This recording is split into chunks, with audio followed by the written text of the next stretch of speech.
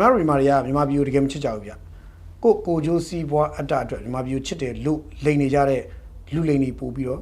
့များပါတယ်အဲ့ဒီထဲမှာခင်ဗျားမပါအောင်နေဖို့တိုက်တွန်းပါတယ်ကျွန်တော်လည်းမပါအောင်နေဖို့ကြိုးစားပါမယ်ဆိုတော့ကျွန်တော်ဒီနေ့တတိယပြောရမယ်ဆိုပထမဆုံးကျွန်တော်တို့ဒီနေ့ကတော့ hot ဖြစ်နေတဲ့ issue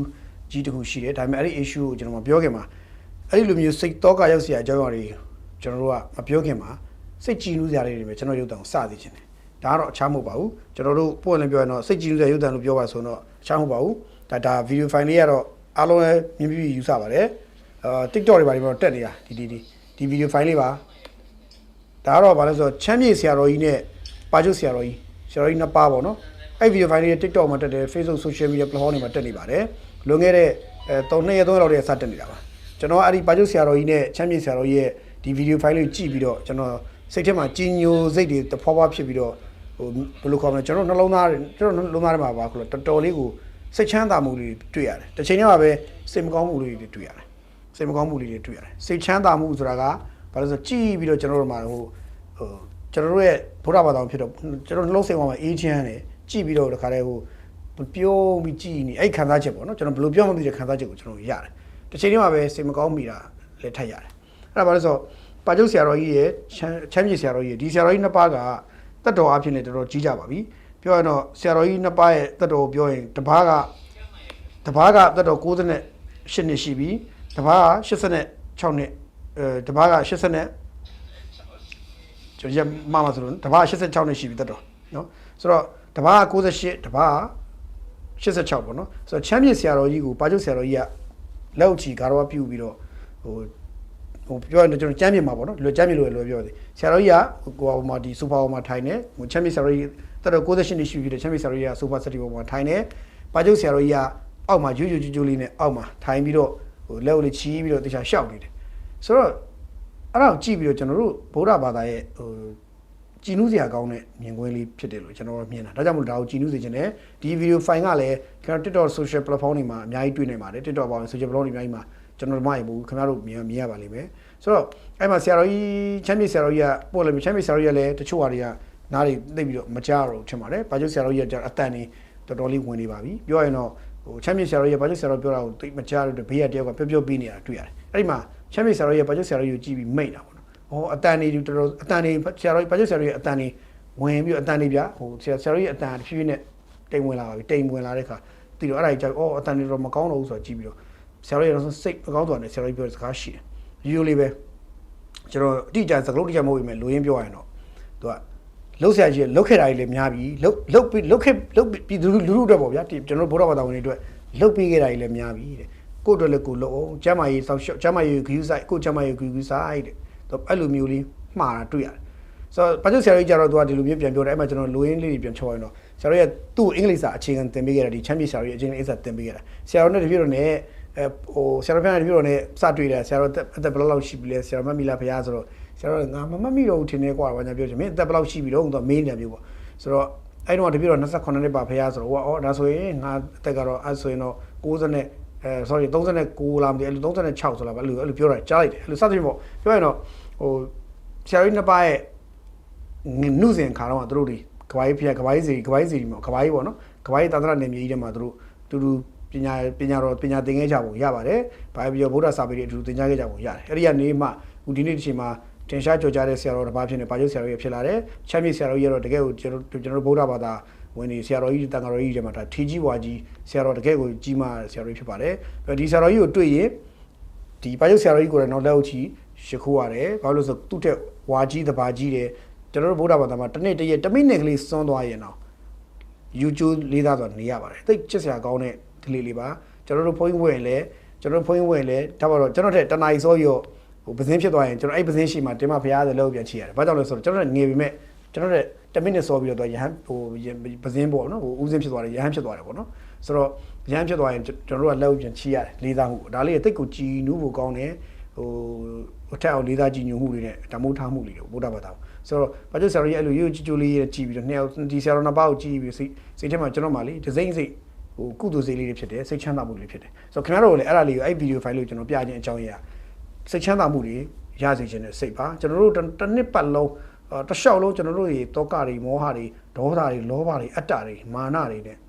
ကျွန်တော်တို့ရှင်သန်ခဲ့ကြတယ်ကျွန်တော်တို့တနေ့တနေ့ကိုအဲ့ဒါတွေနဲ့ပဲကျွန်တော်တို့တနေ့တာဘဝတွေကိုအဲ့ဒါတွေနဲ့မောင်းနေထားတာကျွန်တော်တို့မေ့နေကြတာလောဘဒေါသမောဟအတ္တမာနတွေဒါတွေနဲ့ကျွန်တော်တို့ရဲ့တနေ့တာဖြတ်သန်းမှုတွေကိုအဲ့ဒါတွေနဲ့ပဲမောင်းနေနေတာဖြစ်တော့ကျွန်တော်အဲ့လိုမျိုးကုသိုလ်စိတ်လေးတွေနဲ့လည်းရှင်သန်မှုလိုတယ်ဆိုတာကိုကျွန်တော်သိစေချင်တာပါပြီးတော့စိတ်မကောင်းဘူးဆိုတာကဘာလဲဆိုတော့ချက်မြင့်ဆရာတော်ရဲ့လည်းအသက်နော်တက်တော်အဖြစ်90နဲ့8နှစ်98နှစ်ချက်မြင့်ဆရာတော်ရဲ့98နှစ်ဆိုတော့နောက်နှစ်ဆိုတာတက်တော်100ပြည့်မယ်ဆိုတော့ကျွန်တော်တို့ဒီလိုဆရာတော်ကြီးတွေကိုဒီလိုမျိုးဆရာတော်ကြီးတွေကိုနောက်ထပ်ဘယ်နှစ်ကြာမှဖူးဝင်နောက်ထပ်ဘယ်နှစ်အထိပဲဖူးဝင်ရတော့မှထင်တယ်ကျွန်တော်တို့ဖူးဝင်ရမယ်ကာလအကန့်အသတ်ပဲရှိတော့တယ်နော်ဒါကိုကျွန်တော်တို့မမိဘူးအဲ့တော့ကျွန်တော်စိတ်မကောင်းဖြစ်သွားတာဝမ်းနည်းသွားတယ်ကျွန်တော်ရန်ဝမ်းနည်းသွားတာငါတို့ဒီလိုဆရာတော်ကြီးတွေကိုဖူးမြော်ဝင်ရဖို့အချင်းအကန့်အသတ်ပဲကြာမှာတော့လားဆိုတဲ့ခံစားချက်ကရင်ထဲမှာရောက်သွားတဲ့အခါမှာဝမ်းနည်းစိတ်လိုဖြစ်လာတယ်စိတ်မကောင်းမှုတွေဖြစ်လာတယ်ပါကျုပ်ဆရာတော်ကြီးဆိုရင်တတ်တော်86နှစ်ငါတို့တွေသူတို့ဒီဆရာတော်ကြီးတွေကိုဖူးမြော်ဝင်ရဖို့အချိန်သိမ့်မကြံတော့ပါလားဆိုတဲ့အတိအကျကျွန်တော်တို့ရင်ထဲရောက်လာတဲ့အခါကျွန်တော်တို့မခံကိုစိတ်ထဲမှာဝမ်းနည်းစိတ်တွေလိုဖြစ်လာတယ်စိတ်မကောင်းဖြစ်လာတယ်ပေါ့နော်ဒါလေးကကျွန်တော်ဖြစ်တာတိုးတော်လဲဒီလိုဆရာတော်ကြီးနှစ်ပါးရဲ့ဟိုဘယ်လိုခေါ်မလဲကြီးညိုပဲကောင်းတဲ့ဆရာတော်နှစ်ပါးစုံတဲ့မြင်ကွင်းလေးကြည့်ပြီးတော့ကျွန်တော်တို့စိတ်ထဲမှာတကယ်ကိုကြီးနူးစိတ်တွေဖြစ်မိတယ်ဆိုတော့အမှန်တရားအတိုင်းဒါပြောရဖြစ်ပါတယ်အဲ့တော့ဒါလေးကိုတော့ကျွန်တော်တို့အရင်ဆုံးဦးရှားပြောပါတယ်ဒါလေးခင်ဗျားတို့လည်းအဲ့လိုရမယ်လို့ယူဆပါတယ်ဆိုတော့အကြုံကြိုက်ကြရင်လည်းဆရာတော်ကြီးနှစ်ပါးလုံးကိုတပါးချင်းစီပဲဖြစ်နှစ်ပါးလုံးစုံတဲ့ခါမျိုးဖြစ်စုံဖို့တော့လွယ်တော့ပါဘူးအဲ့တော့တပါးချင်းစီဖြစ်ကြုံကြိုက်တဲ့ခါတိုင်းမှာဖူးမြော်ကြပါဒီလိုဆရာတော်တန်ဃာတော်ကြီးတွေကိုမှဖူးမြော်ရင်ခင်ဗျားတို့ဘာလို့ဖူးမြော်ကြမှာလဲပြီးတော့ကျွန်တော်တို့ဖရာသာသနာပါဒီလိုဆရာတော်တန်ဃာတော်ကြီးတွေပေါ်ပေါက်လာတာတကယ်ကိုမှကျွန်တော်တို့အတွက်ဒါပြောစရာစကားမရှိတော့အောင်ပါပဲဘာပြီးတော့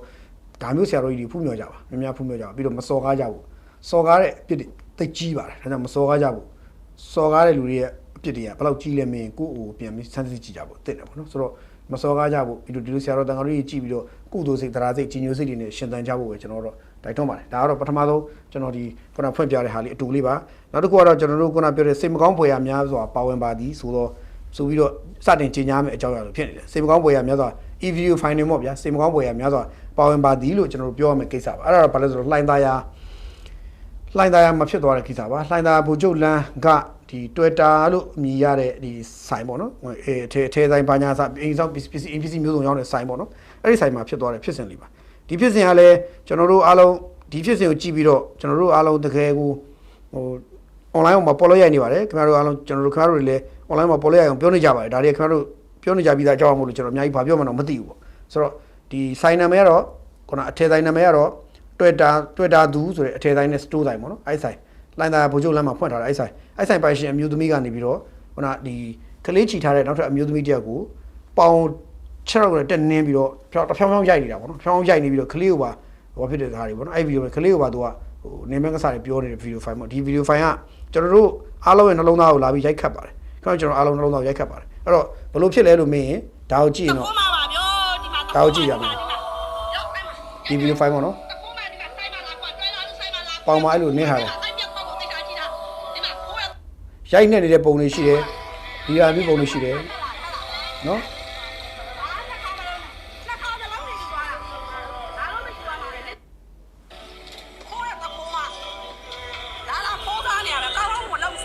အဲ့တော့ဒီဆိုင်ပိုင်ရှင်မျိုးသမီးကသူ့ဆိုင်မှာဒီကလေးမျိုးသမီးကလေးလေးတယောက်နဲ့တစ်နှစ်လောက်ပဲရှိမယ်ကလေးလေးပြတစ်နှစ်လောက်ပဲရှိမယ်တစ်နှစ်တော်လောက်ပဲရှိမယ်ဗျကလေးလေးနဲ့မျိုးသမီးတယောက်ကသူ့ဆိုင်မှာပစ္စည်းလာခိုးတယ်ပေါ့ဗျာပစ္စည်းလာခိုးတယ်ပေါ့ခိုးလို့ तू ကမိတယ်ပေါ့မိတဲ့ခါကျတော့ तू ကအဲ့ဒါကိုမိတဲ့အတွက် तू ကဖမ်းလိုက်တယ်ပေါ့ဖမ်းလိုက်ပြီးလဲပြီးတော့မိပြီးတော့ဖမ်းလိုက်ပြီးလဲပြီးတော့ तू ကဟိုဘာလုပ်လဲဆိုတော့သူ့ရဲ့ဒေါသအလျောက်ပေါ့ဘာလုပ်လဲဆိုတော့အဲ့ဒီအမျိုးသမီးကို6နဲ့နင်းထားတယ်ပေါင်6နဲ့နင်းထားတယ်နင်းပြီးတော့ပါးရီနေရင်းဖြတ်ရိုက်တယ်ရိုက်တယ်ပြင်ကလေးကိုပါအတာခေါ်ဖို့လုပ်သေးတယ်ဒါပေမဲ့သူကလေးကိုမခေါ်ပါနဲ့ဆိုဟိုကခုနတခိုးဆိုတော့အမျိုးသမီးကသူကလေးသူဖတ်ထားတယ်မပေးပဲဖတ်ထားတယ်အဲ့တော့ပြီးလဲပြီးတော့မျိုးစုံပြောတော့ဗျာနေမန်းကစားတွေကြောမကောင်းကြားမကောင်းနေဘလို့မှဟိုကျွန်တော်တို့အစတော့တခိုးဆိုတာကိုကျွန်တော်လက်ခံထားတာမဟုတ်ဘူးတခိုးဆိုတာကျွန်တော်မကြိုက်ပါဘူးခိုးတယ်ဆိုတာမကောင်းတဲ့အလုပ်ဒါပေမဲ့တခိုးကိုပြန်တနာသွားရလို့တဲ့အထိတခိုးနဲ့သူ့ရဲ့ကလေးကိုပြန်တနာသွားရလို့တဲ့အထိဒီဆိုင်ရှင်မျိုးသမီးကြီးရဲ့လုပ်ရကြတော့ကျွန်တော်တို့ကပြန်ပြီးတော့ဘာပြောမှမသိဘူးဆိုတော့တခိုးနဲ့သူ့ရဲ့ကလေးလေးကိုတနာသွားတဲ့အထိကျွန်တော်တို့ရဲ့ကိန်းနာတက်မှုတွေချက်ချင်းပြန်ဝင်သွားတယ်ပေါ့ဗျာအဲ့ဒါပေါ့ဆိုတော့အဲ့ဒီမှာဆိုင်ရှင်မျိုးသမီးပြောတဲ့တချို့စကားလုံးတွေဆိုရင်တော်တော်ဆိုးပါတယ်ဟိုကြားလို့လည်းမကောင်းပါဘူးဟ ဟိုပတ်စံပြန်ပြီးတော့သူ့ဟာတွေပြန်မပေးနိုင်လို့ရှိရင်အသားလှီးယူမယ်လို့အသားခွာယူမယ်လို့နောက်တစ်ခါရနွေးနဲ့ငယ်ထိတ်ကနေလောင်းချပြင်မယ်လို့ကလေးကရနွေးနဲ့ထိတ်ကနေလောင်းပြင်မယ်ဆိုတာမျိုးတွေပြောတဲ့ဟာမျိုးတွေနောက်တစ်ခါကလေးလေးကိုပါဒီအမျိုးသမီးနဲ့အတူကလေးလေးကိုပါတခါတည်းလမ်းသူတို့ဆိုင်ရှိတဲ့ဓာတ်တိုင်အောက်ထဲမှာကျိုးနဲ့နေဘူးထဲမှာကျိုးနဲ့ချီပြီးတော့နေလန့်ထားတယ်အဲ့ဒါလို့ရတယ်ဒီလို့ရတွေကကြတော့ကျွန်တော်ကြည့်ပြီးတော့တော်တော်လေးတော့ shock ဖြစ်သွားတယ်စိတ်သက်စိတ်မကောင်းလည်းဖြစ်သွားတယ်ဆိုတော့အခုဒီနေ့ဆိုရင်လည်းအားလုံးတော်တော်များဝိုင်းဝန်းဒီ social media မှာ follow ရနေပါတယ် TikTok တွေမှာ Facebook တွေမှာ TikTok sell တွေ Facebook sell တွေဟိုလူဒီလူတွေနောက်သတင်းဌာနတွေသတင်းမီဒီယာတွေအဲ့ဒါတွေကတော့ဝိုင်းဝန်းပြီးတော့ဒီအကြောင်းအရာမျိုးစုံပြောဆိုနေကြတာဖြစ်တဲ့အတွက်ကျွန်တော်လည်းသူတို့နဲ့တော့မထူးမခြားနာတော့ကျွန်တော်လည်းသဘောထားခံစားရတူပါတယ်ထူးခြားနာသူတို့နဲ့တော့တိတ်ပြီးတော့ရရင်ကွဲကွာလောက်တဲ့ဟိုထူးခြားခြင်းဟိုဘယ်လိုခေါ်မလဲသုံးသက်ချက်မျိုးတော့မဟုတ်ပါဘူးတူတူပါပဲဒါပေမဲ့မတူတဲ့ဓာတ်လေးရှုထောင့်လေးကျွန်တော်စဉ်းစားမိတာလေးရှိပါတယ်ဆိုတော့ဒီအမျိုးသမီးနဲ့အခုကလေးတွေဘာဆက်ဖြစ်သွားလဲဆိုတာကိုနောက်ဆက်တွဲကိုမဖော်ပြချသေးဘူးပေါ့တချို့တွေမဖော်ပြကြဘူးဆိုတော့ပြောရင်တော့အဲဆိုင်ရှင်မျိုးသမီးကိုတော့လာပြီးတော့ရတဲ့ဘွဲကခေါ်ယူစစ်ဆေးတာတွေလုပ်တယ်လို့သိရပါတယ်ပြီးတော့ဒီကလေးပေါ့နော်တခိုးဆိုတဲ့အမျိုးသမီးနဲ့သူ့ရဲ့ကလေးကိုလည်းသူ့အမျိုးသမီးကိုလည်းလာခေါ်ပြီးတော့ရဲစကန်ရတဲ့ဘွဲကခေါ်ယူစစ်ဆေးမြင်တာတွေလုပ်တယ်ပေါ့လုပ်ပြီးတော့မှနှစ်ဖက်အဲ့လိုလုပ်ပြီးတဲ့နောက်ကြည့်ရတာဆိုင်ရှင်အမျိုးသမီးကို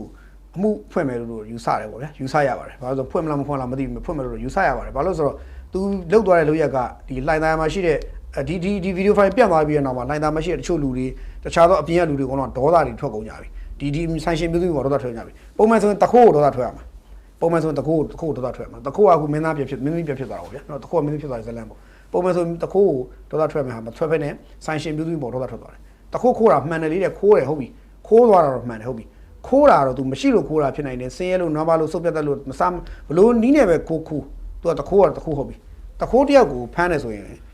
တာမန်ပြည်သူတယောက်ကဖမ်းပေးပိုင်ခွင့်ရှိတယ်ရတယ်ဖမ်းလို့ရတယ်ဒါပေမဲ့ရဲလက်ကိုအပ်ရမယ်တရားစီရင်ခွင့်မရှိဘူးဥပဒေမှာပြဋ္ဌာန်းမထားဘူးတရားစီရင်ခွင့်မရှိဘူးဥပဒေမှာပြဋ္ဌာန်းမထားဘူးအဲ့တော့ तू ကသူ့ဆိုင်ပစ္စည်းခိုးရကောင်းလို့ဆိုဖြောင်းရိုက်နေတာကကြတော့ကိုထိလက်ရောက်ကျွလွန်မှုကကြတော့အမှုဖွင့်လို့ပြန်ရသွားတယ်ဖြစ်သွားတယ်နောက်တစ်ခုကဗီဒီယိုရိုက်ပြီးတော့အဆက်ခွဲသလိုမျိုးဗီဒီယိုဖိုင်ပြန်တင်တယ်66ခန်းနဲ့ညှိမယ်နောက်တစ်ခုကကလေးတငယ်ကိုချင်းကြောက်တာသွားရောအဲ့မှာကလေးတငယ်ဥပဒေနဲ့ညှိရောအဲ့ဒီအချက်တွေနဲ့တကယ်ဆိုရင်ဟိုမျိုးသမီးကပြန်ညှိပါဟိုမျိုးသမီးကတော့ဒီဟိုခုနတခိုးနဲ့ကလေးလေးကိုပြန်ပြီးတော့တောင်းပန်မှုပြန်ပေါက်သွားတယ်အခင်းချင်းကပြောင်းပြန်ဖြစ်သွားတာဆိုတော့လူတယောက်ဟာဆင်းရဲလို့ဖြစ်ဟိုအစမပြေလို့ဖြစ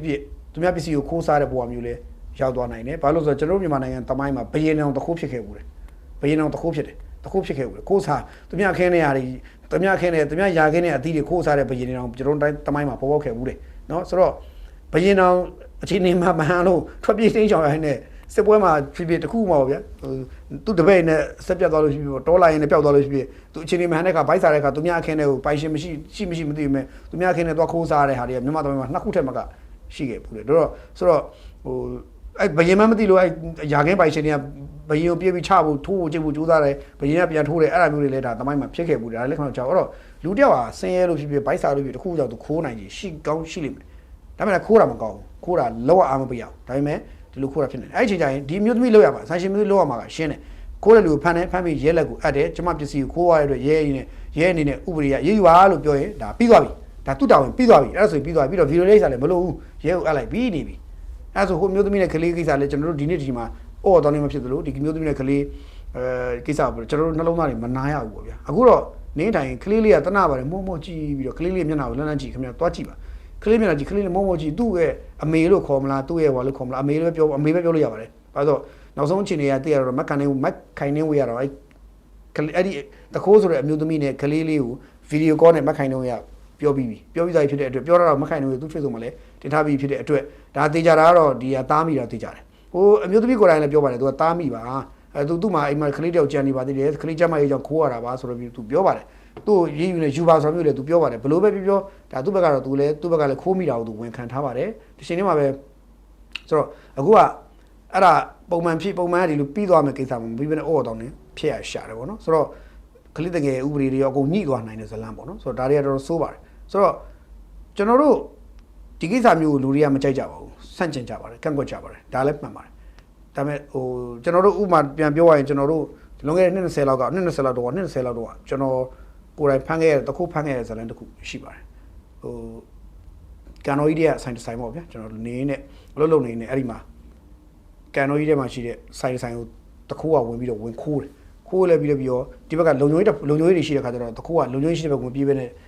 ကန်တဲ့ကိုဖြတ်ပြေးတာဖြတ်ပြေးပြီးတော့ဒီဘက်ကျုံကနေဟိုဘက်ကျုံကိုကန်တဲ့ဖြတ်ပြေးတာရေကူးပြေးတာပြေးတယ်ပြေးရောအကုန်တခိုးဆိုလိုက်ကြတော့ကျွန်တော်တို့ကလိုက်တော့ကျွန်တော်ကဘာလို့လဲဆိုတော့ကန်တဲ့ကိုရေကူးပြေးတဲ့တခိုးနောက်ကိုကျွန်တော်ကရေကူးလိုက်တယ်ကျွန်တော်ရေကူးလိုက်တယ်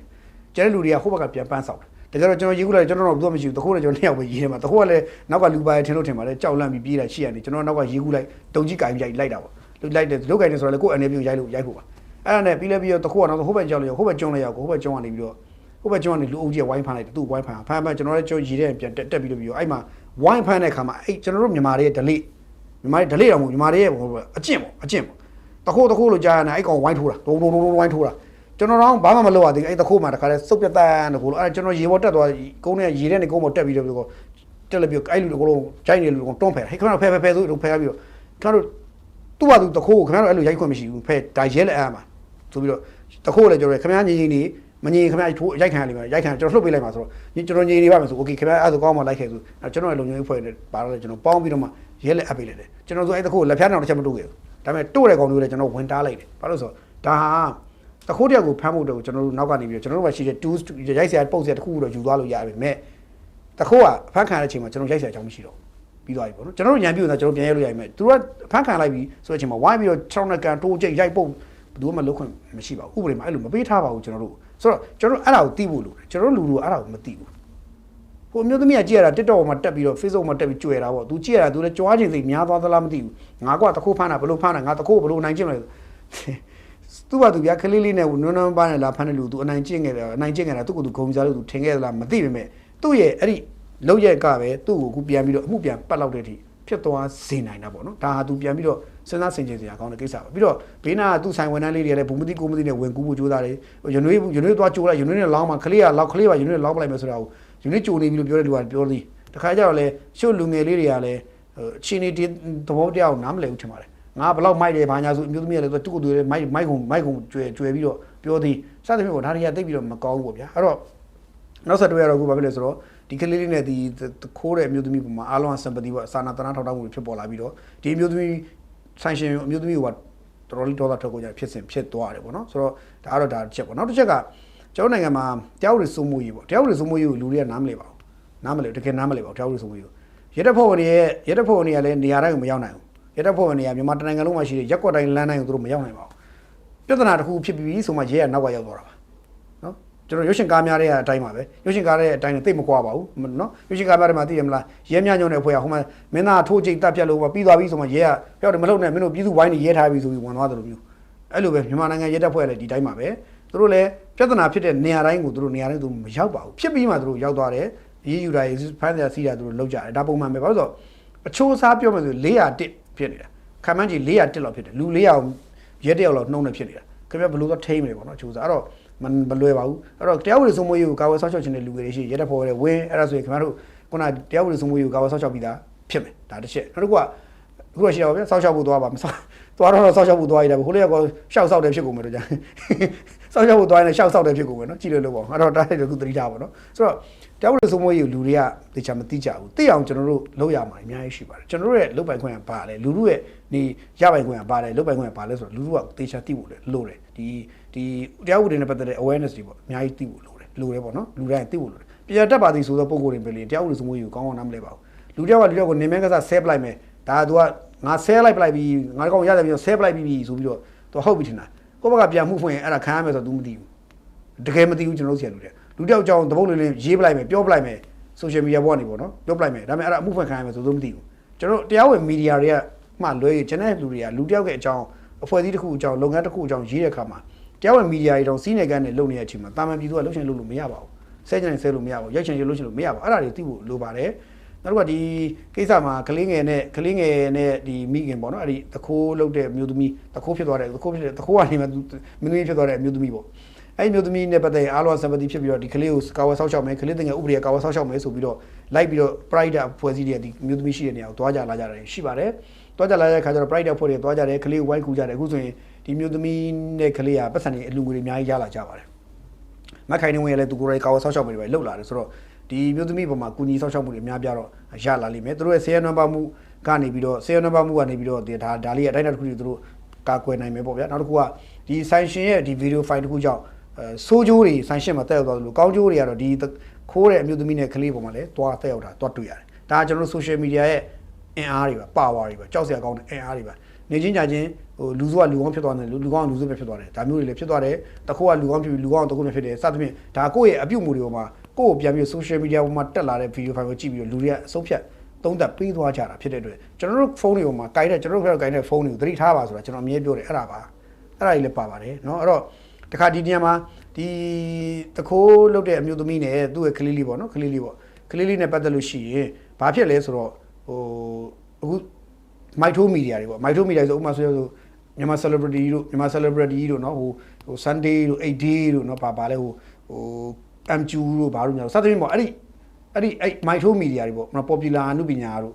အကုန်လုံးပေါ့ဗျာမိုက်ထိုးမီဒီယာတွေပေါ့မိုက်ထိုးမီဒီယာတွေနဲ့အဲ့ဒီကလေးနဲ့အဲ့ဒီကလေးဟိုကိုသွားပြီးမိုက်ထိုးကြအောင်မလားတော့ကျွန်တော်မသိဘူးဒါတွေကလည်းပွင့်လည်းပြောရင်မလိုလားအပ်တဲ့အားတွေဖြစ်လိမ့်မယ်မလုပ်သင့်ဘူးလို့ကျွန်တော်မြင်တယ်အဲ့မိုက်ထိုးမီဒီယာတွေကသိစိတ်ချရတာမဟုတ်ဒီကိစ္စမှာ hot ဖြစ်သွားတဲ့ဒီမျိုးသမီးနဲ့သူ့ရဲ့မျိုးသမီးကိုမိုက်တွေသွားထိုးပြီးမေးကြအောင်မယ်ကိုမျိုးသမီးကငိုချင်းချမယ်အဲ့မှာမိုက်ထိုးမီဒီယာတွေကအဲ့ငိုချင်းချတဲ့ဗီဒီယိုတင်မယ်အဲ့မှာထပ်ပြီးတော့ဗီဒီယိုပြတ်မယ်ပြတ်ပြီးတော့အဲ့မှာအဲ့နာမှာပဲပတ်လိုက်ရပြီးတော့ရှေ့ကိုမရောက်ဖြစ်မယ်ဆိုတော့အဲ့မိုက်ထိုးမီဒီယာတွေအုပ်စုတွေကိုလည်းကျွန်တော်ပွင့်လည်းပြောတာပါခင်ဗျားတို့တွေလည်းတချို့ဟာတွေကိုမီဒီယာ view များရေးအတွက်ရှောက်မိုက်ထိုးတာတွေကိုမလုပ်သင့်ဘူးမလုပ်သင့်ဘူးလို့ကျွန်တော်ပွင့်လည်းပြောချင်တယ်ခင်ဗျားတို့အဆင့်တန်းအဲ့လောက်နှိမ့်ဖို့မသင့်ဘူးအဲ့လောက်အဆင့်တန်းမနှိမ့်ကြသင့်ဘူးအဲ့လောက်ဒီအတွေးခေါ်မနှိမ့်ကြသင့်ဘူးလို့ပြောချင်တယ်ပွင့်လည်းပြောရင်မြန်မာ celebrity တို့မြန်မာဗာလဲ M Queen Media Queen M Queen MQ တို့နော်မှာ Sunday တို့ 8D တို့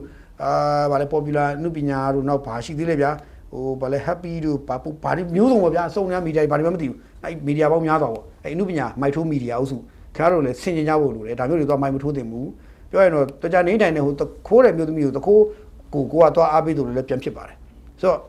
့ဟိုမျိုးသမီးမှလည်းသူမားတာရှိတယ်ဒါပေမဲ့အခုဒီအမားကတော့ဖြေလျှော့ပေးလို့ရသွားတယ်အမားဖြစ်သွားပြီးတော့ဒီမျိုးသမီးကဒါသူ AC နေခွင့်ရမယ်ခင်ဗျားတို့မိုက်သွားထိုးပါဟိုမျိုးသမီးကနေတိုင်းဘဝင်နေမြင့်ကုန်မယ်တချို့ကိစ္စတွေကဟိုကိုကသွားပြီးတုံးမိရှုံပြီးမလုပ်သင့်ဘူးလို့ကျွန်တော်တိုက်တွန်းချင်တယ်ဒါနောက်ဆက်တွဲဖြစ်လာတဲ့ကျွန်တော်မြင်လိုက်ပြောတာပါနောက်တစ်ခုကတော့ဆိုင်ရှင်ကတော့အခုအမှုဖွင့်ခံရမလားလို့မေးရင်တော့ဆိုင်ရှင်အမှုဖွင့်ခံရနိုင်ချေလည်းရှိပါတယ်ဒါပေမဲ့လည်းဒါကသက်ဆိုင်ရာဟိုမျိုးသမီးဘက်ကနေပြီးတော့ပြန်ကြေးပြီးတော့ကျမလည်းမှားခဲ့ပါတယ်ရှင်သူလည်းမှားခဲ့ပါတယ်ကျမလည်းကြေးပါတယ်သူလည်းကြေးပါတယ်ပြည်သူတွေလည်းကျမတို့တောင်းပန်ပါတယ်ကျမတို့ပဲအကုန်လုံးညှိနှိုင်းလို့ကြလို့ရှိရင်တော့အားလုံးလည်းအဆင်ပြေသွားနိုင်ပါတယ်ဟိုဆိုင်ရှင်မျိုးသမီးတွေလည်းဒီကိစ္စဒီဖြစ်ရကနေပေါ်ကနေပြီးတော့သင်ခန်းစာယူဖို့လိုတယ်ဒီလိုပဲကျွန်တော်ပြောချင်တယ်မလိုအပ်တဲ့အော်တောင်းတင်းဖြစ်မှုတွေနောက်ထပ်မဖြစ်တာအကောင်းဆုံးပါဒီဖြစ်စဉ်ပေါ်ကနေပြီးတော့ကျွန်တော်တို့အားလုံးကသင်ခန်းစာယူကြရမယ်လို့ယူဆတယ်ပြီးတော့ဒီကလေးလေးအတွက်ကတော့ကျွန်တော်စိတ်မကောင်းတော်ဖြစ်တယ်ဘာလို့ကလေးလေးကသူ့ခင်ဗျာဘာမှလည်းမသိဘူးသူ့ရဲ့အမေကိုမှရိုက်နေထိုးချိန်နေသူကြည့်မျက်နှာငယ်လေးကြည့်တော့ဒီကလေးလေးသနာဖို့ကောင်းတယ်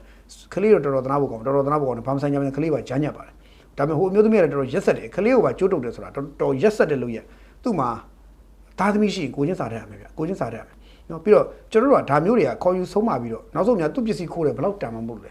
ဲတာခေါ်တဲ့ခိုးတဲ့မျိုးသမီးကိုဖမ်းပြီးတဲ့နဲ့တခြားရှေ့မှာထိုင်ခိုင်းပြီးတော့နော်ရှေ့မှာထိုင်ခိုင်းပြီးတော့ကဲနင်ငါပစ္စည်းခိုးတယ်ဟုတ်ပြီနှစ်ကြိမ်ရှိပြီနင်နှစ်ကြိမ်ရှိပြီခိုးတယ်ဒါပေမဲ့နစ်ကလေးလေးကိုငါအားနာတဲ့အနေနဲ့နစ်ကလေးကကလေးဟုတ်လားအစ်ဟုတ်လားမဟုတ်လားငါမသိတယ်အားနာတဲ့အနေနဲ့နစ်ကိုငါပြန်လုပ်ပေးလိုက်မယ်နောက်တစ်ကြိမ်ဒါမျိုးခိုးလို့ရှိရင်နစ်ကိုငါဘာလုပ်မလဲဒေါ်ချိုပြုံးရဲ့ထုံနှလုံးဘူးလိုပါတယ်ကျွန်တော်အကယ်ဒမီရှင်မေချိုပေါ့ဒေါ်ချိုပြုံးရဲ့နှလုံးထုံနှလုံးဘူးလိုပါတယ်နှလုံးသားလှလှလေးနဲ့ကိုကြီးတတ်ဖို့လည်းလိုပါတယ်ဒါကသာလင်လူတွေကချီကျူးထောင်းတာပြုမှာပါเนาะဒါလေးလည်းလူတွေအားလုံးဆင်ကြပါလို့အဲ့တော့ဒီလိုပြောလို့ရှိသမျှလူတွေသခိုးတွေကိုလည်းဟိခိုးကြခလေးလေးပိုက်ခိုးကြဆိုပြီးတော့ဒါမြောက်ပေးလို့ဖြစ်မှာလဲကျွန်တော်ကစိုးတယ်တခါကြရလေဗျာအားလုံးကတက်ရောက်ဆိုးကျိုးတွေရှိတယ်ဗျာတက်ရောက်ဆိုးကျိုးတွေ side effect တွေအများကြီးရှိတယ်ဒါကြောင့်နောင်များမှာကိုယ့်အိမ်ကိုခလေးလေးပိုက်ပြီးလာခိုးရင်တော့ကျွန်တော်တို့ကဘာပြောမှမသိဖြစ်တဲ့ဟာမျိုးလေးဖြစ်တတ်တယ်ဒါကြောင့်မလို့တချို့ຢာတွေကဟို social media ဘောကနေလှုံ့ဆော်မှုနောက်ကိုလည်းဇွတ်ကြီးလိုက်မသွားဘဲနဲ့ချင့်ချိန်စဉ်းစားပြီးတော့မှကိုယ်နှလုံးသားကလည်းနှလုံးသားရှိတဲ့အတိုင်းနေပါဒါပေမဲ့ဒီမတမာသူတွေအတွက်လမ်းပြတယ်လို့မဖြစ်အောင်လည်းနေပါလို့ပဲကျွန်တော်တိုက်တွန်းချင်တယ်เนาะဒီကိစ္စကတော်တော်လေးအော်တောင်းနေဖြစ်တဲ့ကိစ္စပါကျွန်တော်တို့ဒီလောက်ပဲဒီလိုပဲသုံးသပ်ချင်ပါတယ်အခြားရှုထောင့်ကပြောရင်တော့ဟိုစုံနေအောင်ပြောလို့ရမယ်ဒီလောက်ပဲပြောပါအခြားသူတွေလည်းမျိုးစုံပြောထားကြပြီဖြစ်တဲ့အတွက်ဒီလောက်ပဲကျွန်တော်ပြောချင်ပါတယ်ဒီကလေးကိစ္စနဲ့ပတ်သက်ရင်ပေါ့နော်ဒါကတော့တစ်ခုပေါ့ဆိုတော့ဒါတစ်ခုပြီးတော့နောက်တစ်ခုကကျွန်တော်တို့ဒီမန္တလေးမှာပေါ့နော်မန္တလေးမှာငလျင်တန်တင့်တဲ့အဆောက်အုံဒီကူเนาะဒီနေ့ဆိုရင်ဖြစ်သွားတာရုတ်တရက်ပေါ့ဒါလည်းဟိုကျွန်တော်တို့ပုံမှန်ဟောတော့မဟုတ်ဘူးပေါ့ shop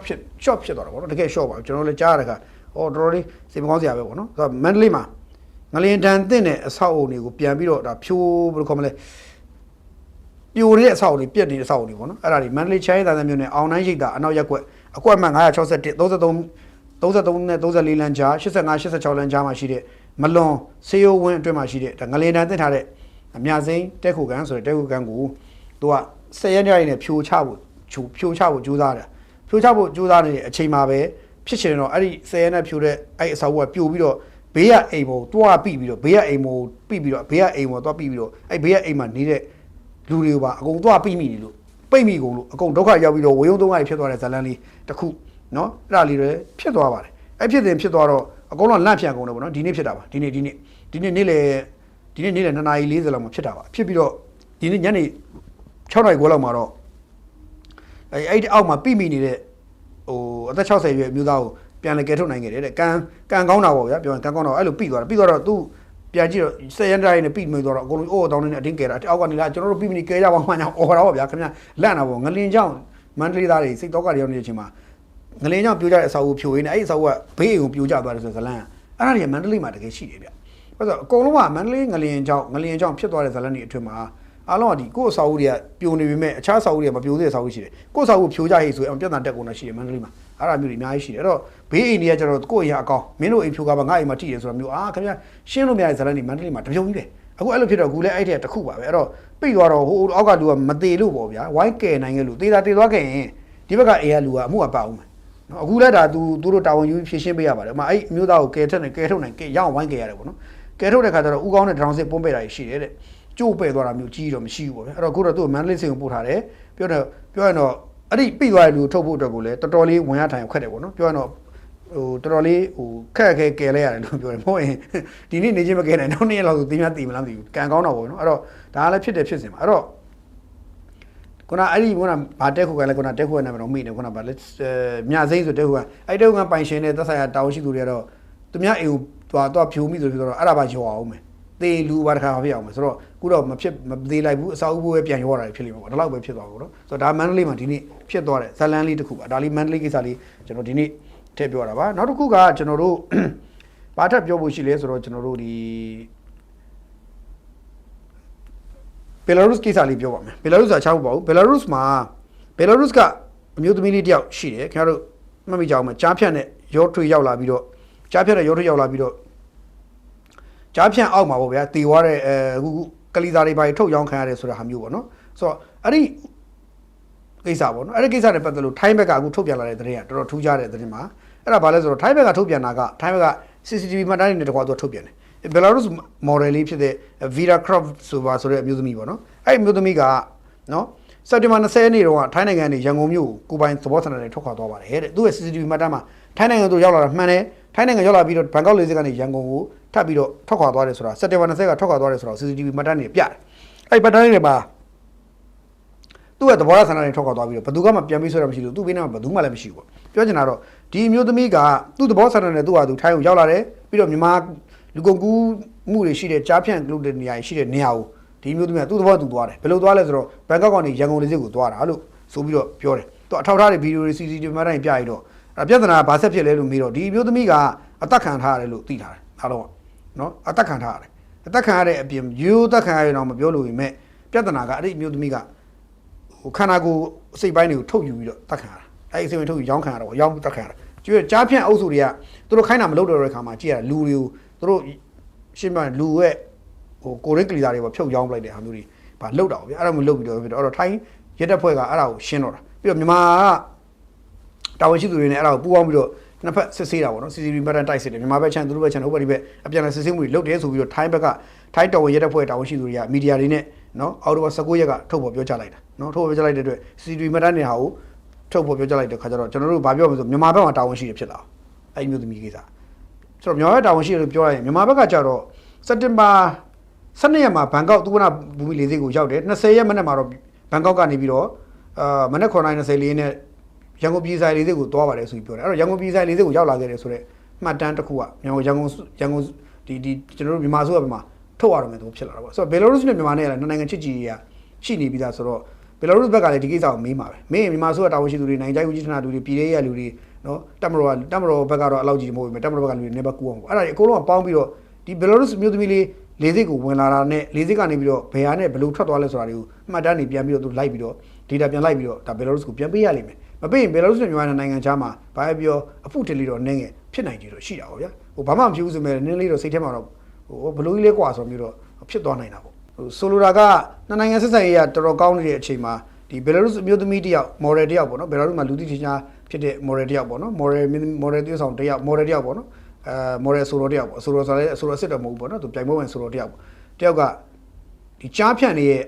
လူကုန်ကူးခြင်းခံရပြီးတော့ပေါ့နော် Odin ကလေးစားကြီးထုတ်ရောင်းခံလိုက်ရတယ်ပြီးတော့လူကိုလည်းတပ်ဖြတ်လောက်ဖြောက်ခံလိုက်ရတယ်သက်ဆိုင်မိပါတယ်ဆိုတော့ဘယ်လောက်ရင်ကွဲမလဲပေါ့နော်အဲ့တော့ဘယ်လာလို့အစိုးရအဲ့ကိစ္စကိုတာဝန်ဖြေရှင်းရဖြစ်လာတဲ့ခါကျတော့သူကလည်းထိုင်းကိုလည်းမိမယ်မြန်မာကိုလည်းမိမယ်အဲ့တော့ထိုင်းကတော့သူနဲ့မဆိုင်ပါဘူးဆိုတော့ပုတ်လိုက်ပြီးပုတ်ချလိုက်ပြီးသူကသူ့ဘက်ကထောက်ထားတဲ့အကုန်လုံးကိုပြလိုက်ပြီးဆိုတော့မြန်မာဘက်မှာတာဝန်ရှိလာတော့မြန်မာဒီကိစ္စကိုရှင်းရတော့မယ်ဆိုတော့မြန်မာတာဝန်ရှိသူတွေလည်းသူရှင်းပါလိမ့်မယ်ရအောင်တော့ရှင်းပါလိမ့်မယ်ဘာလို့ဆိုတော့နိုင်ငံသက်ဆိုင်ရေးကိုတော့မလိုရတဲ့ကိစ္စတော့မထိခိုက်မခံနိုင်ပြီးတော့ကိုယ်နိုင်ငံထဲမှာဖြစ်လာတဲ့ရာဇဝတ်မှုတော့ကိုကတာဝန်ယူပေးမယ်တာဝန်ရှိတော့သက်ဆိုင်ရာတာဝန်ရှိသူတွေလည်းဒီကိစ္စကိုမှခေါင်းခဲနေလိမ့်မယ်ခေါင်းကိုက်နေလိမ့်မယ်ယူဆတယ်ပြီးတော့ကြားဖြန့်နဲ့ပတ်သက်လို့ရှိရင်လည်းဒါတွေကသက်ဆိုင်ရာနိုင်ငံမှာနိုင်ငံသီးသီးမှာကမ္ဘာပေါ်ရှိတဲ့ပြည်နိုင်ငံမှာဆိုရှိတဲ့လူတွေပေါ့နော်လူငယ်တွေအနေနဲ့ကြားဖြန့်တွေရဲ့ဟိုလှည့်သားခေါ်ယူမှုတွေကိုမယုံကြဘူးလို့လေဆိုတော့ဒီကြားဖြန့်ကနောက်ဆုံးအဆုံးသတ်တာမြန်မာလာဆုံးသတ်နေတဲ့ပြဿနာဆိုးတယ်ပြီးတော့ကြားဖြန့်မြန်မာတွေလောက်တာလားလို့မေးနာမည်ပြတ်သွားတာမြန်မာပြတ်သွားတယ်ကျွန်တော်ခဏပြောပါတယ်နာမည်ပြတ်သွားတာမြန်မာပြတ်သွားတာဆိုတော့မြန်မာထဲမှာကြားဖြန့်လုပ်နေတဲ့သူတွေရှိရင်မြန်မာနိုင်ငံသားတွေရှိနေရင်ခင်ဗျားတို့စဉ်းစားဖို့လိုတာကျွန်တော်ရုပ်သားအကဲကြည့်မယ်ခင်ဗျားတို့တခြားစဉ်းစားဖို့လိုတာကခင်ဗျားတို့ရလိုက်တဲ့ပတ်စံကကြားဖြန့်တည်လာခဲ့တဲ့ကြားဖြန့်ကိုစတင်ပြီးတော့ခင်ဗျားတို့ဆိုဖြန့်ဝေခဲ့တဲ့တရုတ်တွေကဒေါ်လာဘီလီယံချီရရှိသွားတယ်ဟိုယွမ်ငွေဘီလီယံချီရရှိသွားပြီမဲ့အခုအဲ့ဒီ network ကြီးတွေမှာကျင်လည်ကျက်စားပြီးအလုပ်လုပ်နေကြတဲ့မြန်မာတွေကဘယ်လောက်မှချမ်းသာတာမဟုတ်ဘယ်လောက်မှအဲ့လောက်ချမ်းသာကြွယ်ဝမှုရသွားတာမဟုတ်ပြင်မဲ့ကိုကဒီကြားဖြန့်ထဲမှာပါဝင်ပတ်သက်ပြီးကူညီပေးလိုက်မှုကြောင့်ဘာဆက်ဖြစ်လဲဆိုတော့နိုင်ငံမှာတိတ်ခါကြောက်သွားတယ်ဆိုတော့ကြားဖြန့်ကွန်ရက်ထဲမှာရှိနေတဲ့မြန်မာတွေကိုသိစေချင်တယ်ခင်ဗျားတို့လို့ရကြအောင်တိုင်းပြည်တိတ်ခါကြတယ်တိုင်းပြည်ရဲ့ဂုဏ်တိတ်ခါကိုအချိန်ချင်းပြန်ဆွဲတင်ရတဲ့ဘဝကိုရောက်တယ်ဖတ်ဆယ်လို့မရလောက်တိုင်းပြည်ရဲ့ဒုက္ခရောက်တယ်ခင်ဗျားတို့တပို့တဲ့နွားတွေလိုမျိုးလုပ်ခဲ့တဲ့လုပ်ရက်တွေဟာတိုင်းပြည်ကိုဘယ်လောက်ဒုက္ခရောက်လဲဆိုတာကျွန်တော်တို့ခင်ဗျားတို့ကျွန်တော်တို့ရဲ့မိသားစုတာသမီမိသားစုကျွန်တော်တို့နိုင်ငံကြီးဘယ်လောက်ထိခိုက်သွားလဲဆိုတာကိုစဉ်းစားကြဖို့လိုတယ်အဲ့တော့ကြားဖြန့်လုပ်ငန်းကမှလုပ်နေတဲ့မြန်မာတွေတယောက်ရှိလာအဲ့တယောက်ဟာသူ့မို့တစ်ဖွဲ့ရှိအဲ့တစ်ဖွဲ့ဟာနှုတ်ထွက်နိုင်အောင်ကြိုးစားပါပြီးရင်အမှန်တိုင်းဖွင့်ချနိုင်အောင်ကြိုးစားပါပြီးတော့သက်ဆိုင်ရာအာဏာပိုင်ဖွဲ့စည်းတွေစီကိုအချက်လက်တွေအမှန်တိုင်းပေးပြီးတော့မြန်မြန်ဆန်ဆန်ဝင်စီဖမ်းဆီးနိုင်အောင်လုပ်ကြပါကူညီကြပါဘာလို့ဆိုတော့မဟုတ်ရင်မကောင်းဘူးဗျပြီးတဲ့ဘက်ဟိုအစိုးရဟိုဇကာလီတကရှိတယ်ဗျာကြားဖြန့်နဲ့ပတ်သက်တဲ့ဇကာလီတကရိုက်ယုံတင်သွားတယ်လေဗျာလူတွေကအဲ့ကားမျိုးကြတော့တခြားတော့မကြည့်ကြဘူးဗျာဘာလို့ဆိုတော့ကျွန်တော်တို့လူတွေကလည်းပြဿနာဒီလိုကားမျိုးတွေကြတော့တခြားသွားကြည့်ရမယ်ဟာမကြည့်ဘူးဗျာဟိုဟေးလာဝါလာဟိုပေါက်တက်ခဲ့ရရှောက်ရိုက်တဲ့ဇကာတွေကိုကြတော့သွားအားပေးကြတယ်ဗျာကျွန်တော်တို့လူတွေကလည်းခက်တယ်နော်ဆိုတော့တော်စိတ်မကောင်းပါဘူးဒါလည်းအဲ့တော့ကြားဖြန့်တဲ့ပတ်သက်ရင်ကျွန်တော်တို့ကိုယ်တိုင်ပူပေါင်းပါဝင်သူမဖြစ်အောင်ကျွန်တော်တို့လူတို့ကနေဖို့လေလိုတယ်ဆိုတော့တိုက်တွန်းကြပါလေအခုဘယ်လိုကိစ္စမျိုးဆိုမြန်မာစုကတာဝန်ရှင်းရတော့မယ်ထိုင်းဘက်မှာတာဝန်မရှိတော့ဘူးဆိုပုံမှန်ဖြစ်လာတယ်ပြီးတော့သက်ဆိုင်ရာနိုင်ငံသီးမှာရှိတဲ့လူတွေကလည်းဒီကြားဖြန့်ရဲ့သားကောင်တွေဖြစ်ရရှာတယ်ဘလို့ဖြစ်ကြားဖြန့်တော့လိမ်ပါရအောင်လိမ်ပါပဲခါရောစီလေးလာမယ်ကျွန်တော်စီလေးလာမယ်ခမရအမေစီလေးလာမယ်ကျွန်တော်အမေစီလေးလာမယ်အဲ့တော့ကျွန်တော်တို့ကမကာကွယ်မတားဆီးနိုင်ဘူးဆိုရင်ကျွန်တော်တို့အားလုံးကအဲ့ရမတားဆီးနိုင်ကြားဖြန့်တွေရဲ့လိမ်လဲခြင်းကိုစက်စားခြင်းကိုကျွန်တော်တို့ခံရပါလိမ့်မယ်ဒါလေးတော့မမေ့ကြဘူးသတိပေးပါတယ်ဒါကတော့ကြားဖြန့်ဘယ်လိုကိစ္စပါနော်ဆိုတော့မြန်မာတော့တာဝန်ကြီးသွားပြီပေါ့ဗျာဒါတစ်ချက်ပေါ့နောက်တစ်ခုကဒီနေ့ကျွန်တော်ဘာပြောလဲဆိုတော့ကြားဖြတ်တဲ့ကိစ္စကြီးထားပေါ့နော်မိုးကုတ်တို့ဘာတို့ပတ်ဒီနေ့တက်မတော်ဒီနေ့တော်တော်လေးဒီနေ့တက်မတော်ကမိုးကုတ်ဘက်ကိုရောကချင်ဘက်ကိုရောတော်တော်လေးကိုတက်မတော်ကလေချောင်းထိုးစစ်ဆင်လာကြီးအကြီးကျယ်လှုပ်တာကိုတော့တွေ့ရတယ်တက်မတော်ထိုးစစ်ဆင်အကြီးကျယ်တော့တွေ့ရတယ်မိုးကုတ်ဆိုရင်နေရာနှစ်ခုဗျကျွန်တော်သိသလားမိုးကုတ်ဆိုနေရာနှစ်ခုနော်ဆိုပြီးတော့ဟိုကချင်ပြည်နယ်ဆိုလည်းနေရာနှစ်ခုမှာခေါလန်ဖူးမှာတနေရာနော်ခေါလန်ဖူးမှာတနေရာနောက်တစ်ခုကလန်ဆယ်မှာတနေရာဆော့လို့ပေါ့နော်ဆော့လို့လန်ဆယ်ဘက်မှာတနေရာဆိုတော့အဲ့နေရာပြောရင်တော့ဗျာဟိုပြောရင်နာမည်ပြောရင်တော့ဆော့လော်မျိုးနဲ့လန်ဆယ်ကြီးရွာနာပေဖုံကြီးရွာတန်တီကြီးရွာခေါင်လန်ဖူးမျိုးနဲ့ရန်မားကြီးရွာအဲ့ဒီရွာတွေကိုတက်မတော်လေကြောင်းထိုးစစ်ဆင်လာကြီးကျယ်လှုပ်တယ်တခုဆိုလို့ရှိရင် KIA ရဲ့စခန်းတော်အကြမ်းမြင့်သိရတယ်ဖားကန်မှာရှိတဲ့တက်မ6တိုက်ရင်နဲ့တိုက်ရင်6နေမြေတွေကိုလည်းတက်ကလေနဲ့ဘုံကျဲတယ်ဆိုတော့ပြောရင်တော့ KIA ရဲ့အမှတ်6တိုက်ရင်ဖြစ်တဲ့ဖားကန်ကိုလည်းဘုံကျဲတယ်တက်ကတရက်ထဲမှာပဲဇရိုက်ကျဲသွားတာဘုံကျဲသွားတာအလုံး340ထဲမှာနဲ့တော့သိရတယ်ဆိုတော့ KIA တက်မှာ9ရဲ့နယ်မြေထဲမှာရှိတဲ့နေရာတွေကျဲတယ်အဲ့နေရာစစ်တနန်းလို့တော့ကြားတယ်ဆိုတော့တရက်ထဲမှာ KIA ရှိတဲ့ KIA ရဲ့နယ်မြေ KIA ရှိတယ်ဆိုတဲ့နေရာတွေ KIA တက်တိုက်ရှိတဲ့နေဆိုတဲ့နေရာ3ခုထက်မနည်းကိုတက်ကလေးနဲ့ဘုံကျဲတာအလုံး30ကျော်40နီးပါလို့အကြမ်းမြင် KIA ဘက်ကထုတ်ပြီးတော့អော်တဲ့သတင်းတွေမှာတွေ့ရတယ်မြန်မာဆိုရဘက်ကတော့ဒါတွေကမထုတ်ပြဘူးမြန်မာဆိုရရှင်းပြရင်လုတ်တယ်သူတို့လုတ်တယ်လည်းမပြောဘူးမလုပ်ဘူးလည်းမပြောဘူးသူတို့မှတော့မှတ်တမ်းမထားဘူးဟိုကောင်တွေကတော့သူကသူអော်ရလိမ့်မယ်ပေါ့ဆိုတော့လောလောဆယ်သိရတာတော့ KIA ဖားကန် KIA ရဲ့ဖားကန်မှာရှိတဲ့ KIA တက်မှာ6နယ်မြေကိုလေရင်နဲ့ဘုံကျဲတယ်အဲ့နေရာသင်္นานသားတွေထားတာလို့ချမ်းမြင်သိရတယ်အဲ့တော့သင်္นานသားတွေထားတဲ့နေရာကိုကင်ထည့်လိုက်တယ်ပေါ့အဲ့တော့တစ်ဖက်ကတော့ပြောတာပေါ့နော်ဘူးလို့ဘာလို့ပြောတာသင်္นานเจ้าတော့ပြစ်တယ်ဒါပေမဲ့မထိပါဘူးသင်္นานသားတွေတယောက်မထိကောက်ပါလေဝမ်းသာပါတယ်မထိဝမ်းသာပါတယ်မထိဘူးဆိုရင်ကျွန်တော်ဝမ်းသာပါတယ်နော်ဆိုတော့တက်မှာ6တိုင်ရင်6နယ်မြေကိုလက်ပတ်ပြီးတော့ဘုံကျဲတိုက်ခဲ့တာအကြီးကျယ်လုတ်ခဲ့သလိုနော် လောက်ခဲ့တယ်လို့ပေါ့နော်ပြီးတော့ခုနဒီဘာတွေဖြစ်ခဲ့လဲဆိုတော့ဆော့လော်မြို့နယ်ကလန်ဆယ်ကြီးရွာနာပီဖုံကြီးရွာအဲ့နေရာတွေလည်းကျဲတယ်တန်တေးကြီးရွာအဲ့ရွာ၃ရွာလည်းကျဲတယ်ခေါင်နာမှုမြို့နယ်တွေကရန်မာဆိုတဲ့ကြီးရွာကိုလည်းကျဲတယ်ပြောရင်တော့တရက်ထဲမှာပဲ KIA အတွက်လေကြောင်းနဲ့ထိုးစစ်ဆင်တဲ့ဘုံလက်ဆောင်ပေါ့နော်လေရင်ဘောကနေပြစ်ချပြီးတဲ့ဒီတချင်းဖွင့်ပြတဲ့တချင်းအပုတ်ကြီးအပုတ်40လောက်ဖွင့်ချသွားတယ်ပေါ့ဗျာတချင်းတွေဖွင့်ပြလိုက်တယ်ပေါ့အဲ့လိုပုံမျိုးပေါ့နော်ဘာလို့ဆိုတော့ဒါတချင်းဖွင့်တယ်လို့ပဲကျွန်တော်ကြားဥပါတယ်အဲ့လိုပဲကြားဥအဲ့တော့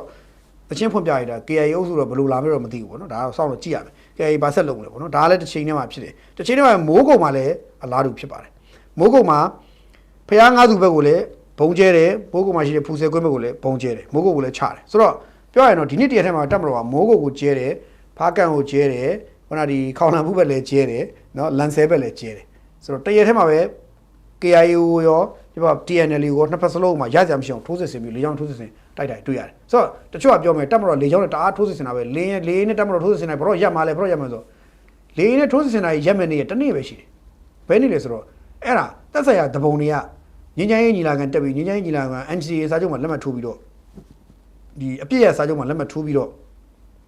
့ငင်းချိုင်းလုပ်ငန်းစဉ်လုပ်မယ်ဆိုတဲ့နေ့ကလေရင်တန်တွေမကြားတဲ့နေ့ဖြစ်လိမ့်မယ်အဲ့တော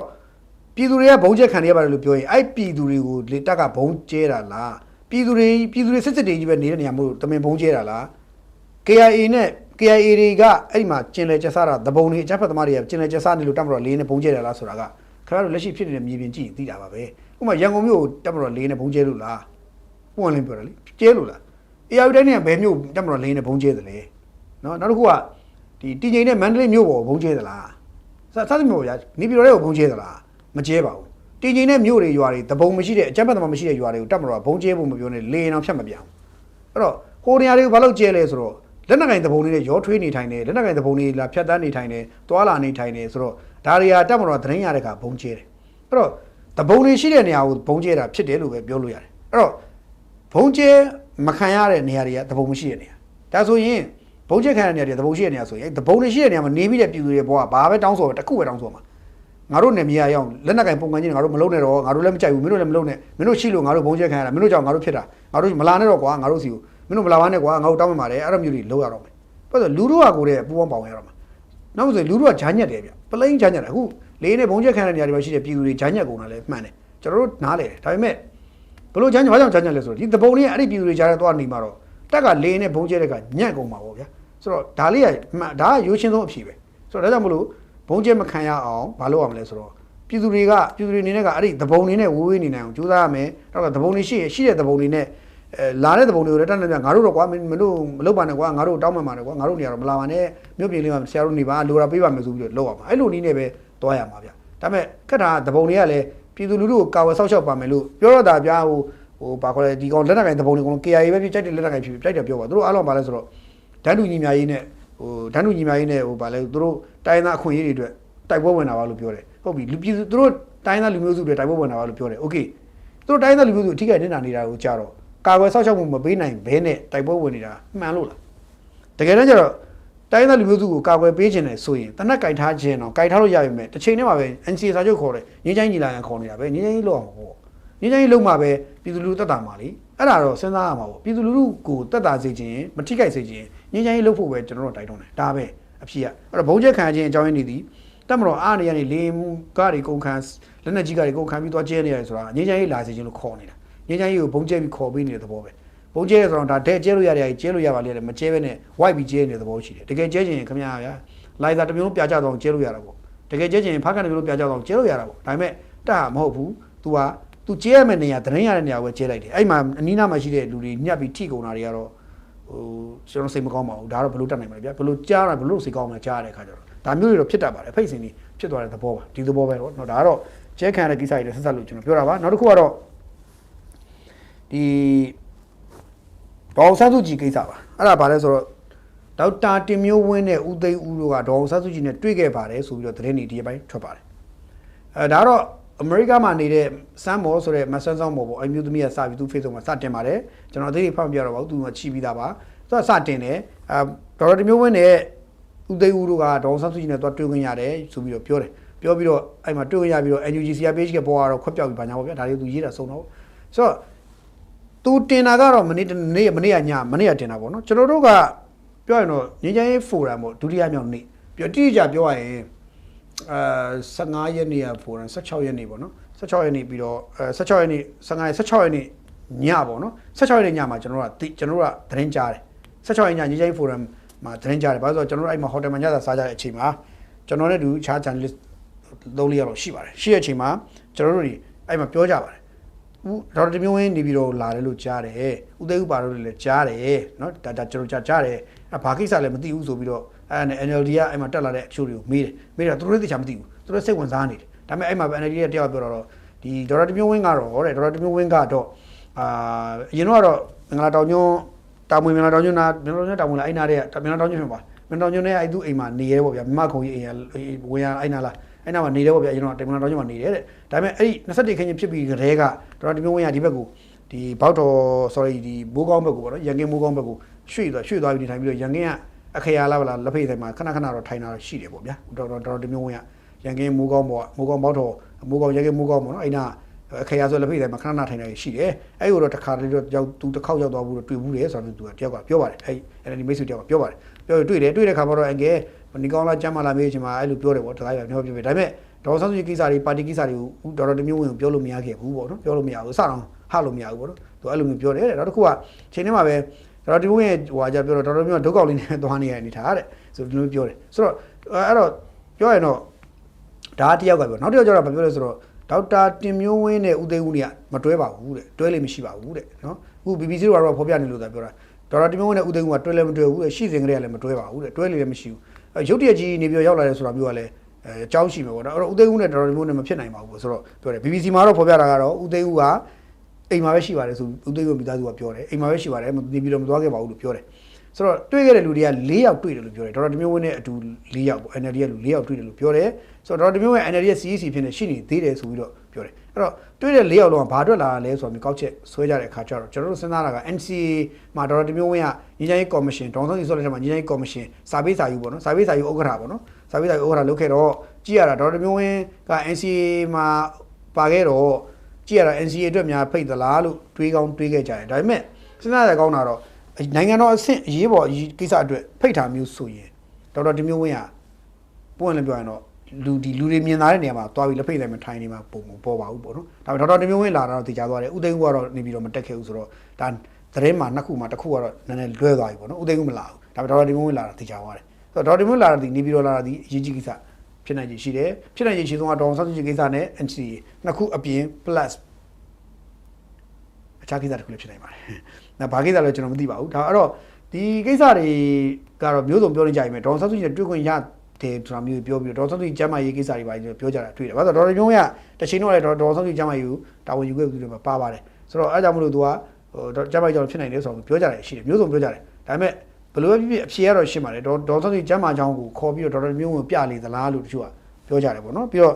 ကြည့်ရဒေါ်ဆန်းစုကြည်ရဲ့ဘယ်လိုခေါ်မလဲဘယ်လိုကောမလဲဒီကျွန်တော်ရွေးကောက်ပွဲအလော်မှာဒေါ်ဆန်းစုကြည်နေရမယ့်အနေအထားတွေချီနေဒီဒေါ်ဆန်းစုကြည်ရဲ့သတင်းစကားတွေကိုတနေရာနေတစင်တယောက်ကိုများပြချင်တာလားပေါ့နော်ဒါမျိုးဖြစ်စေစဉ်းစားကြဖြစ်တယ်ဒါမဲ့လည်းဘယ်လိုဖြစ်ဖြစ်ဒေါက်တာတင်မျိုးဝင်းကဒေါ်ဆန်းစုကြည်နဲ့တွေ့ဖို့ဖြစ်နိုင်ချေဒေါက်တာတင်မျိုးဝင်းကိုယ်တိုင်ကဒေါ်ဆန်းစုကြည်ကိုတွေ့ချင်ပါမလားဆိုတဲ့တန်တရားရှိတယ်ဆိုတာမျိုးတွေ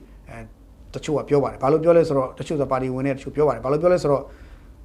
21ခင်းဒေါ်ဆန်းစုကြည်ဖန်ခံတဲ့အချိန်မှာရှေ့နေနဲ့တွေ့တဲ့အချိန်မှာရှေ့နေတွေကိုဒေါ်ဆန်းစုကြည်ကစကားတစ်ခုပြောခဲ့တာရှိတယ်ပေါ့ဒေါက်တာတင်မျိုးဝင်းကိုမေးလိုက်ပါအမကဘာပြောကြရှိလဲဆိုတော့မေးလိုက်ပါဆိုပြီးမေးတယ်လို့ကြားပါတယ်အဲ့ဒီအချိန်မှာဒေါက်တာဆန်းစုကြည်ဘက်ကမေးပေမဲ့ဒေါက်တာတင်မျိုးဘက်ကဘာမှပြောကြမရှိပါဘူးလို့ပြောတယ်ဆိုတော့အဲ့ဒီနှစ်ယောက်ရဲ့အဲ့နှစ်ခုရဲ့ကြားထဲမှာဇလန်လေးတစ်ခုရှိတယ်လို့ကျွန်တော်ကြားဘူးတယ်အဲ့ဇလန်ကမြုပ်နေတယ်ကျွန်တော်မပြောလို့ဘူးဒါကျွန်တော်ပြောမယ်အပိုင်းမဟုတ်ဘူးသက်ဆိုင်ရာကာယကံရှင်တွေပြောမယ်အပိုင်းဖြစ်တယ်ကျွန်တော်ပြောလို့နှစ်ယောက်ကြားမှာတော့ဒေါက်တာတင်မျိုးဝင်းနဲ့ဒေါ်ဆန်းစုကြည်ကြားမှာတော့ဒီမြုပ်နေတဲ့ဇလန်လေးတစ်ခုတော့ရှိနေလိမ့်မယ်ဘာလဲတော့ကျွန်တော်မသိဘူးအဲ့ဒါကိုသိချင်လို့များအာနာဝိုင်းနဲ့ခေါ်တွေ့သလားဘာလဲဆိုတော့ကျွန်တော်တို့မသိဘူးသို့တော့ဒေါက်တာတင်မျိုးဝင်းနဲ့ဒေါ်ဆန်းစုကြည်နဲ့တွေ့ခဲ့တယ်မတွေ့ခဲ့ဘူးဆိုတာထက်ဒီတွေ့ခဲ့သည်ဖြစ်စေမတွေ့ခဲ့သည်ဖြစ်စေပွင့်လင်းပြောရင်တော့ဒေါ်ဆန်းစုကြည်အခန်းကဏ္ဍကလည်းဒီတိုက်ပြည်မှာတဖြည်းဖြည်းနဲ့မှိတ်လာပါပြီNLD ဆိုတာကလည်းတိုက်ပြည်ရဲ့အခင်းချင်းမှာတဖြည်းဖြည်းနဲ့မှိတ်နေပါပြီ NUG ဆိုတာကလည်းတဖြည်းဖြည်းနဲ့ခွက်ပြောက်တဲ့ဖွဲ့စည်းဖြစ်လာပါပြီ NUG ဆိုတာတဖြည်းဖြည်းနဲ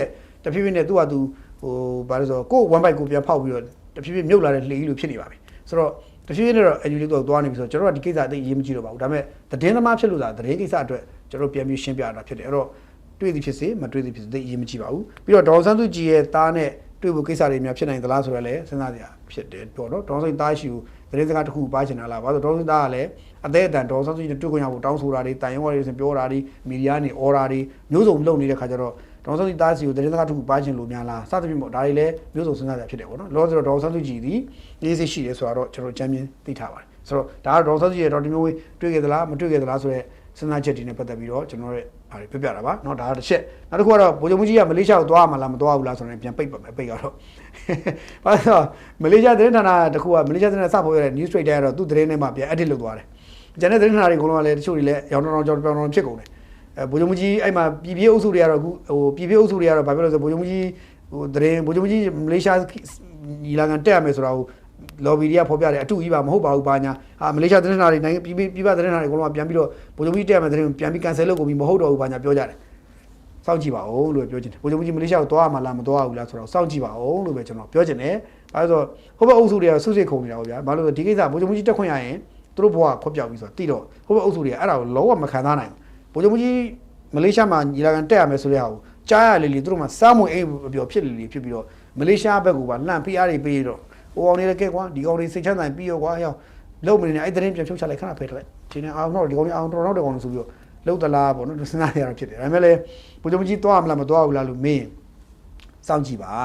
ဟိုရှောက်ပြီးတော့ဟိုကောင်တွေကရေးချင်တာရေးနေကြတာပဲရှိတာအခြေတခုရအဖြေပေါ်သွားလိမ့်မယ်ဗျာနော်မတက်ရတော့လည်းဘာဖြစ်တော့တလုံးမတက်ဖက်နေလာလည်းဘာမှမဖြစ်ဘူးမြန်မာရဲ့လက်ရှိအနေထားကအပေါ်စီးကိုရောက်နေဘာလို့ဆိုမလေးရှားမှာသူ့ပြည်ထနာနဲ့အင်ဒိုနီးရှားမှာလည်းသူ့ပြည်ထနာနဲ့စင်ကာပူမှာလည်းသူ့ပြည်ထနာနဲ့သူအာဆီယံနိုင်ငံအကုန်လုံးကသူ့ပြည်ထနာနဲ့သူပဲမြန်မာမှာတက်ရင်အရှိတီမောကလည်းဒုက္ခရောက်မယ်လက်မထိုးပြလို့မရှိဘူးတယောက်ကြံနေမယ်ကွက်လက်ကြီးဖြစ်နေမယ်အမှအရှိတီမောကကိုကဟက်ကော်ကြီးဖြုံးမယ်နော်အဲ့တော့စောင့်ကြည့်ပေါ့ဗျာလို့ပြောချင်တယ်တက်ရမလားမတက်ရလားဆိုစောင့်ကြည့်ပါလို့ပြောရင်းနဲ့ဒီနေ့ကျွန်တော်ဒီလောက်နေပဲအဆုံးသတ်ပါတယ်အားလုံးပဲကိုကျင်းသားတွေရှိပါတိုက်ပြီပေါ်စေနာမထားပါသစ္စာရှိပါကိုယ်နိုင်ငံသားချင်းချင်းအပြန်အလှန်တက်ဖြတ်နေကြတာကိုလက်ခုလောဝါ TV ပြောနေတဲ့လူမိုက်လူရန်ကလူသက်အချမ်းဖက်အားပေးသမားခမားဖြစ်နေသလားဆိုတော့ပြန်လည်မျိုးထုတ်ပါလို့ပြောရင်းနဲ့ good night